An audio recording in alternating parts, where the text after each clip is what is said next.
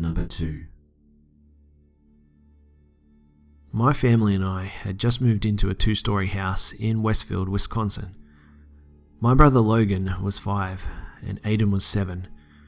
I'm a female and I was 13 at the time. It was a very old, dusty house that needed a lot of fixing up. We were very short on money though, so we moved in and started to fix the place up. I'll do my best to describe the house. The front door led into a sitting room that my parents made into a bedroom. That room connected to the dining room and kitchen, as well as a small office room. There was a closed-in hallway in the middle of the kitchen that led up a very, very narrow set of stairs to a small platform with 3 doors. My door on the left, a closet in the middle, and my 2 brothers' rooms on the right. There were also 2 small crawl spaces on either side of the stairs, about halfway up. The previous owners had been very old and the husband had passed away, so the wife moved in with her daughter across the state and sold us the house for very cheap, as it needed lots of renovation. I had 3 cats and 2 large dogs. My cats were acting extremely strange as soon as we moved in, but I figured it was just because it was new, dusty, and a creaky house. The dogs were kept outside most of the time, and with their dog houses in the garage to use, as it was late fall and getting cold, they were fine. The previous owner had also left a huge, half-working piano in the dining room when she had left. A few weeks passed with nothing strange happening, except for the occasional weird feeling, or creaky noises at night. Then, a few days after the first snow, all hell broke loose. I was in my bed late at night, listening to scary narrations, when I heard a creaking coming up the stairs. I figured it was my black Labrador, Bubba, and went to let him in. I opened the door and looked out into the darkness of the hallway, only to see nothing. The noise had stopped, and I thought maybe it had been one of the cats that was just goofing around on the steps at 2 a.m. I shrugged it off and went back to bed. As soon as I sat down, loud, and I mean loud, footsteps started up the stairs. Slowly, but very loudly, and definitely not something in my head. My mind went through 100 scenarios, and long story short, I grabbed my aluminum baseball bat and opened the door, prepared to crack some skulls if necessary. I flipped on the light, and there was nothing. At this point, I was extremely uneasy, and quickly grabbed my youngest kitten from my bed and ran across the tiny platform into my brother's room. I closed and locked the door behind me. A few hours later, I dozed off and was asleep at the foot of my brother's bed when a blood-curdling, terrifying scream ripped through the silence. The entire house was awakened by it, and my mother came bounding up the stairs thinking it was me who had screamed. She opened the door and stood in the room, wide-eyed and scared, staring at the 3 of us. My dogs were barking wildly, and my cat darted around while my brothers screamed and cried in fear. I explained to her the events of the night, and she quickly ushered us downstairs, and we all slept in her room downstairs. The next morning, we almost forgot the incident and were relatively relaxed.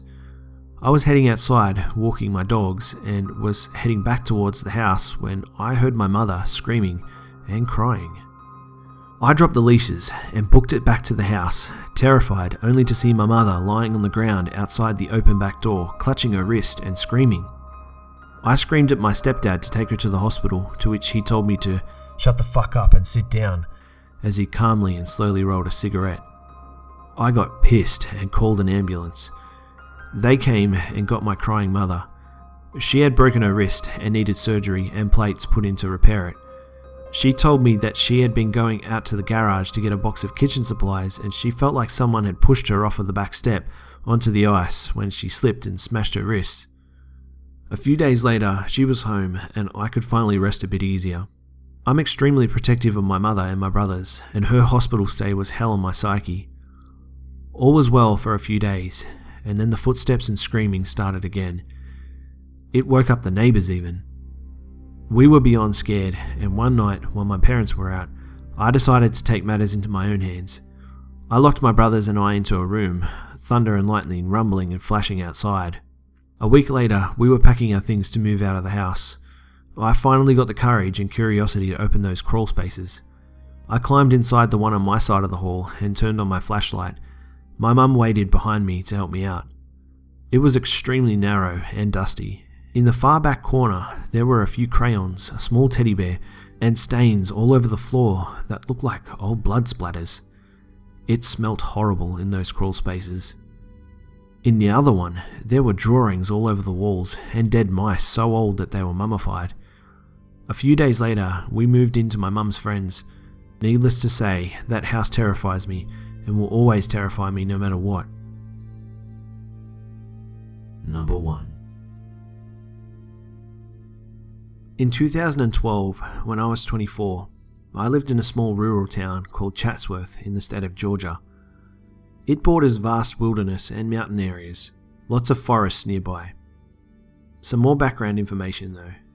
When I was 18, I made a few mistakes I'm not proud of. I had slept with a 16-year-old girl, and so I have to register as a sex offender for the rest of my life. It's no big deal, but this comes into play later. The only other person I ever associated with who was also a registered offender was a man we called Fred. Fred worked at a carpet mill with me. It's just about the only work to be had in this small town. Fred was older and a bit creepy, but I put up with him because he would drive me to work and drop me off at home quite often. Usually, on my days off, I would go jogging in what we call the circle during the night hours. It's a sidewalked path that circles around the rec centre and swings by the library. I'm not really supposed to be in the proximity because of a nearby school, but there were never any problems, and nobody really bothers anyone where I lived. One day, Fred was driving me home, and he seemed paranoid. He kept watching cars and asking me if I had made the same turns as he did. He was trying to figure out if I was being followed. I told him that I hadn't really noticed, and I'm not one of those tough guy types like he was, nor am I prone to any real paranoia. Not then I wasn't anyway. Fred went on to tell me that there were rumours of strange disappearances in Chatsworth and the surrounding cities, particularly sex offenders. I told him, "Relax, dude. You're just being paranoid. People take off and don't register all the time." To which he quickly responded, "Exactly." He was starting to sound a bit crazy, so I just listened and didn't offer any more input. Then he went on to say, "And if no family members report them missing, it's a criminal offence. They take out a warrant on them, not search or rescue. No investigation into the disappearance, like a normal citizen." Then he went on to tell me that he had thought he was being followed a few times by the same vehicle, a dark green SUV, and that one night the GBI had watched his home for the night, informing him that there had been some strange rise in absconders, and that due to this fact, they would be conducting random stakeouts to try and figure out what was happening. I told Fred that they probably just shook him up, and now he was reading too much into it. Then he dropped me off, and I went into my usual routine in my small single-wide trailer. As I browsed on my laptop, it quickly occurred to me that anyone could get online and find all of my information. Where I live, work, past employment, everything. It's all public information. And of course, I already knew that. But if anything was occurring, there would be really no way to escape for me. I shrugged it off. Fred is a bit weird anyway. I don't even know what his offence was, but I doubt it was as innocent as mine. I didn't even want to know. A couple of weeks go by as normal. I had almost forgotten about Fred's weird stalker. Then he told me something that gave me shivers down my spine. We were driving to work, and he was recounting an earlier conversation we had. When I was at his house a week earlier, we had a couple of beers and heard a car engine running outside. He told me it was probably his landlord's generator, that he hears it every night for a while, sometimes several times per night. Well, he told me that he looked outside for some reason, around 4 a.m, and there it was, the dark green SUV. It was just sitting in the dark, running in the road. No headlights on or anything. He said that the noise was the vehicle that had been following him. Then he told me that he thought someone had been in his home while he was at work, that some things were missing, though he wouldn't tell me what. It seemed like they were things he didn't want anyone to know about. He also told me that his landlord confirmed that he hasn't run his generator but a couple of times that whole month. Fred's paranoia got worse, then it got better. At first, I could tell he hadn't been sleeping over the course of many days. He would say things like, "He's toying with me, the fucker, I know it." Then, one day a couple more weeks later, he told me, I guess I lost that psycho. No problems for over a week. Thank God. I was a bit relieved. I don't like to see anyone under that sort of stress, real or imagined. I was afraid. Fred must have been the culprit. I knew it. That paranoid sick freak is now messing with me. A few days after that conversation, and no more mention of it, I had just got back from my usual jog and noticed that my living room light was off. I knew I left it on, but hell, maybe it just blew out. But then as I approached the door, I saw that one of my flower pots had fell off the porch. It looked like it got bumped off. I still didn't think much of it, because there are neighbourhood dogs that roam around. Maybe one knocked it off my porch. The front door was still locked, exactly as I left it. But as I entered the home, I knew something was wrong. My laptop was shut. I never shut my laptop because the screen hinge was broken, so I always left it open, but someone else wouldn't know that. I was afraid, but Fred must have been the culprit. I knew it. That paranoid sick freak is now messing with me. Who knows what he wants to do to me? The next day went like normal, but when he picked me up for work, I didn't say much to him. But he acted normal, like he always does. I kept studying him for clues the next few days, but all was normal. One night, on my jog, I had the eeriest feeling that I was being watched. I slowed to a walk and stared out across the ball field. I was approaching the library. The tree line of the woods, about 100 yards away, in the dark, scanning across. Something. A leg? My heart jumped, and I noticed the outline of a person standing on the edge of the woods.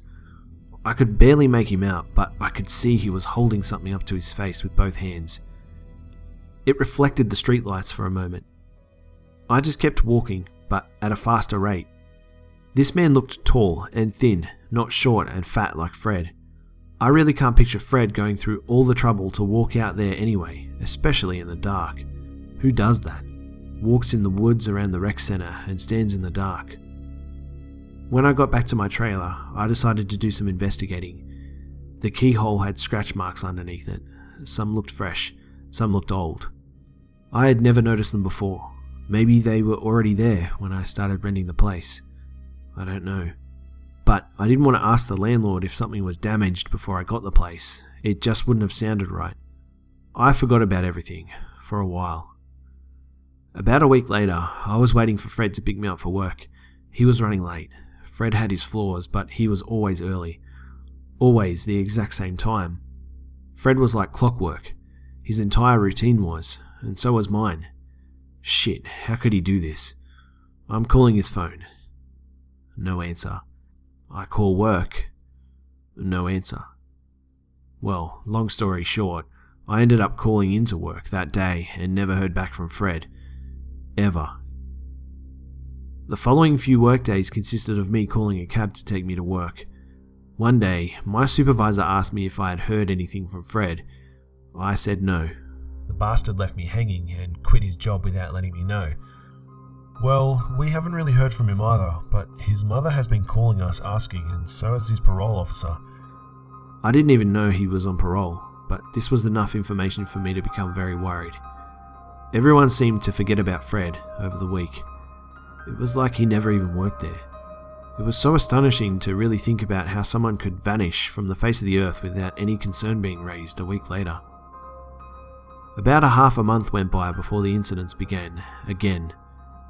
Several times I knew someone had been in my home. I started getting many Facebook friends requests from outrageously hot women that wanted to ask me about everything in the world. I'm not even supposed to have a Facebook, so I deleted mine.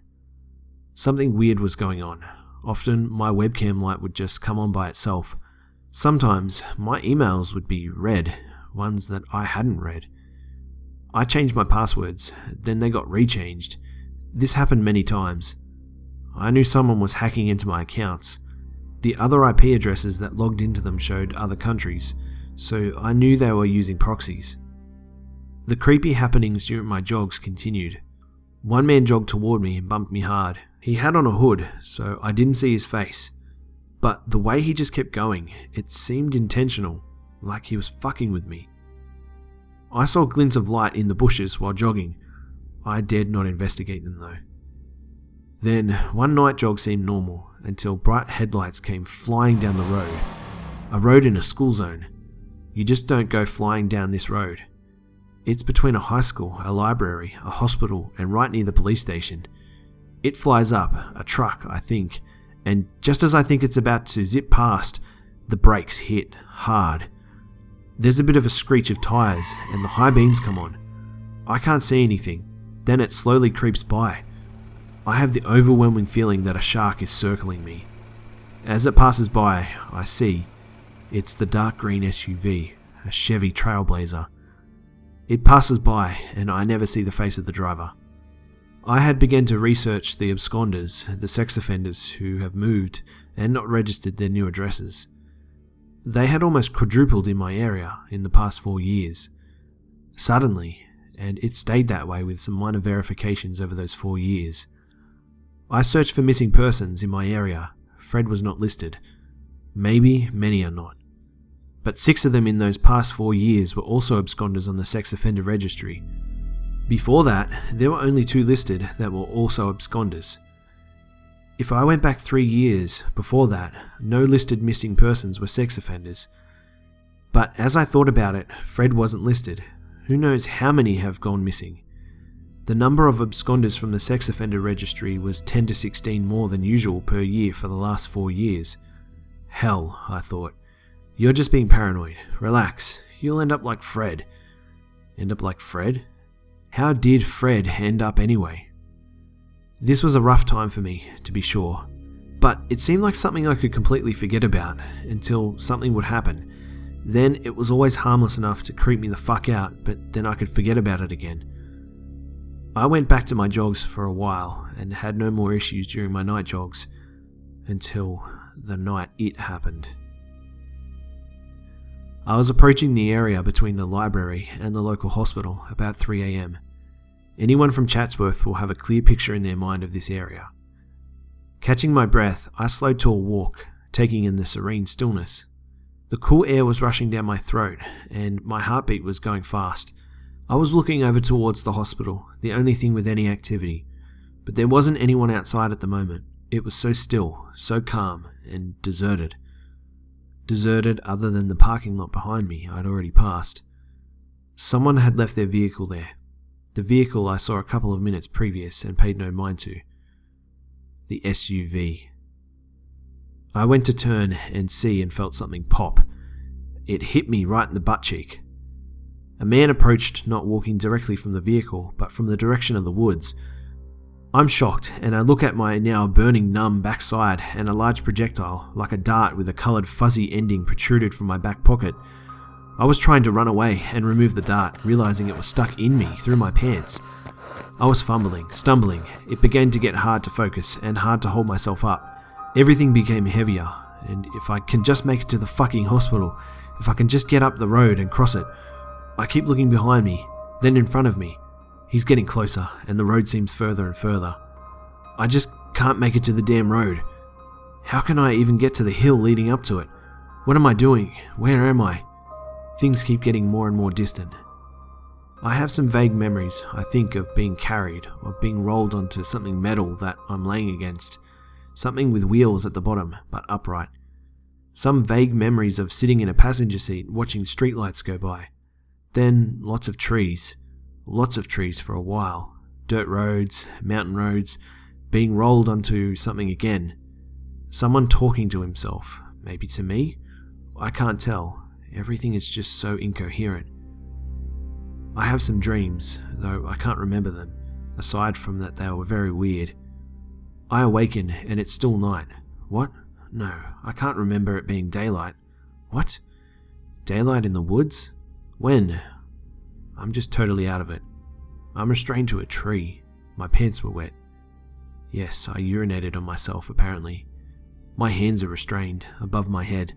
My feet are fastened together and to the tree. I'm very hungry. Has a whole day gone by? I'm sore in multiple places. I can tell I've been beaten a bit. After coming to my senses, I realize I'm on a trail tied to a tree. There's a table set up in front of me with knives laid out. A sign hanging above the table on a tree just in front of me. After spending some quiet time trying to read in the dark, I saw that it read something along the lines of, "Don't worry, I will return." I was scared to fucking death. I've never gone through something like this before or since. I'm really a nice guy. I would never intentionally hurt anyone. Why is this happening to me? I'm hyperventilating and freaking out. I cry and scream. No use. Every forest sound must be him. Then it isn't. I can't tell what time it is or how long I wait. I can't get loose because I feel so weak and nothing seems to be working. Eventually, I hear the sound of an engine. I scream, "Help me!" as loud as I can, but the sound just goes away. Time just keeps going on, and then I get that overwhelming creepy feeling again, like someone is coming for me. Yeah, that feeling I've been feeling all this time. I was being stalked. It is like the feeling of absolute evil in the shadows of the unknown. I know it's him, he's nearby. And suddenly, I hear a man's voice. Awake yet? I don't say anything. I'm not asleep, just not saying anything. It's dark though, and I guess he couldn't see me. Fuck, I guess I killed him already. Now what the fuck am I gonna do? He said it so matter-of-factly, like he was just pissed because he lost something and didn't have anything to do. He sets down a backpack and pulls out a package, a sack of something. It's rolling tobacco. He sits against the tree and rolls a cigarette. He's tall and skinny, but something he gives off is menacing. It's like how some guys you don't want to mess with because they're big guys, but then there's those few that are small guys, but you just know not to fuck with them. He was one of those. He wasn't big, but I could just tell he was a very intimidating guy. I could smell his cologne as he sat there, checking his phone. He was cussing something about a woman he was texting, or when she would meet him, or if she was done with him. I think he mentioned 2 different ones, but I can't remember. Eventually, I have that familiar stinging burn in my sinuses. Oh fuck, I have to sneeze. It happens. I sneeze hard, and the man jumps on his feet, walking over, glaring to investigate. I see his eyes light up with a demonic-like enjoyment. Not like he's insane crazy, just really excited. No, this guy was in total control. Total control of everything. He knew exactly what he was doing and had done this enough to be used to it. Good, you're awake. Still groggy? It's still hard to remember all of it, but he went on having a very long conversation with me. He did almost all of the talking, and it pretty much involved completely around him. He said that he had already taken my friend. He told me that there had been 28 others before me. He talked as if this made him look like a god, because when we're this far out, the world doesn't exist and that we are the only 2 people there are. That when he becomes the most important person, to me, he is the most important person that exists. I could tell he was getting a high from this. It was like crack to him. But he was completely in control, not a crazed-like lunatic. He bragged a lot about how smart he was, how he would use his spyware to watch me at home, how he has been in my home many times, how he knew everything about me. It was like I was talking to Satan himself. He was cunning and in control, drunk with power. I was afraid, and he was getting off on it. I also remember that he had a lot of hairspray, or perhaps mousse. He was a white man in maybe his mid-20s. His hair was dark brown or black, and he did it with these distinctive spikes or bangs. His eyes lit up with total evil when he was happy, glowing with anticipation and malice. As the night went on, I told him I'm not a bad guy, that I don't deserve this, that he had the wrong idea, the wrong person. He explained to me that he didn't care. He thought it was funny that I didn't understand. He wasn't mad at me, no. It would have been much better if it were someone angry with me. He was doing this for his enjoyment. I went on. What are you going to do to me? Please. I won't tell anyone, I promise. He pulls out a knife shaped like a hook, then tells me that he will turn my face into a work of art. Then that he would eventually be done with me. He didn't actually say it, but by done with me, I knew what he meant. He was going to kill me. This evil man was going to torture and kill me out in the woods, and nobody would ever know what happened to me. My family would never know. Nobody. I would be forgotten, just like Fred. I'm sorry I don't remember all the exact words. I still felt heavily drugged, and perhaps my mind tries to block out some of those terrifying memories, but I know that he began to cut the left side of my face, slowly, and held my head still. He was savouring the moment, I could tell. He was trying to take his time and holding his urges back. I don't remember if he told me this, or maybe I just knew. Eventually, he said he wanted to save some for later. He unlatched me, let me drink from some bottled water, then gave me a candy bar. After crouching down for a while and gathering my strength, he let me take a piss. He told me, "Don't even think about running." I didn't have the energy to anyway. It hadn't even occurred to me. This guy was being so normal with me, I thought he may have just let me go, or at least trust me a bit. How could he be so normal with me and not? Right or wrong? No, he latched me back up in the dark. He fumbled around a bit. I could tell he was having trouble. The only time I ever saw him have trouble with anything. I don't remember him leaving or me falling asleep. Maybe I fainted. I awoke and it was daylight. He wasn't there. The table and duffel bag he kept his knives in were still there. The sign was gone. Maybe he took it down last night. I honestly don't remember. But wait, I'm in a kneeling position. Feet still strapped. Hang on. The wrist straps have broken. They must have broken loose in my sleep. This is it. It's now or never. The crickets are beginning their sounds and the forest is getting darker by the minute. It's getting late. I know. I'm hurrying to rip apart the plastic wrap that is tightly bound around my ankles in many layers. I think I'm loose and start to jump into a sprint, but fall on my face. Still, a few more bands of plastic. I notice how sore my face is. The left side. He cut marks down it. I get my feet free and dash madly through the woods. No stopping. Even after it's dark, I keep running, tripping over briar bushes, hitting trees face first. I didn't care. I just kept getting up and running until I hit something else. Eventually, after probably hours of pitch black dashing, I curl into a ball and silently rest, unsure if I will ever awaken. Every sound scares the hell out of me. It's worse than a Friday the 13th movie.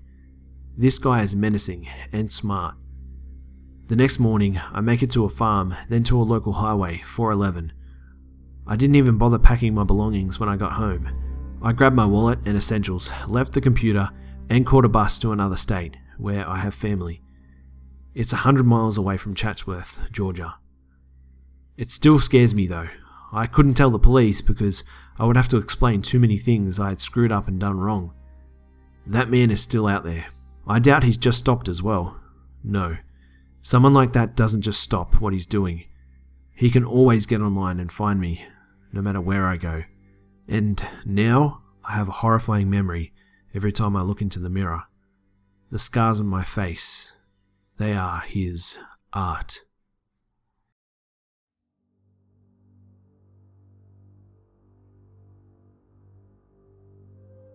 G'day mates, it's B-Buster here. Well, I hope you enjoyed the video guys. Thanks again to the Hive members that bravely shared their stories for us all here.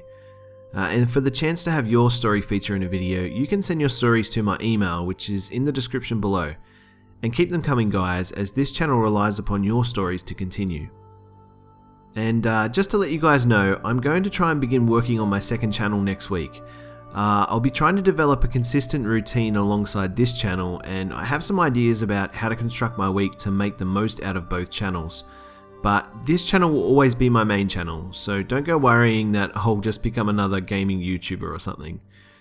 As always guys, it would be awesome if you could like, share, comment and subscribe if you're new. Don't forget to follow me on Facebook, Twitter and Instagram for updates throughout the week. Thanks again for tuning in guys, and I'll see you mates in the next one.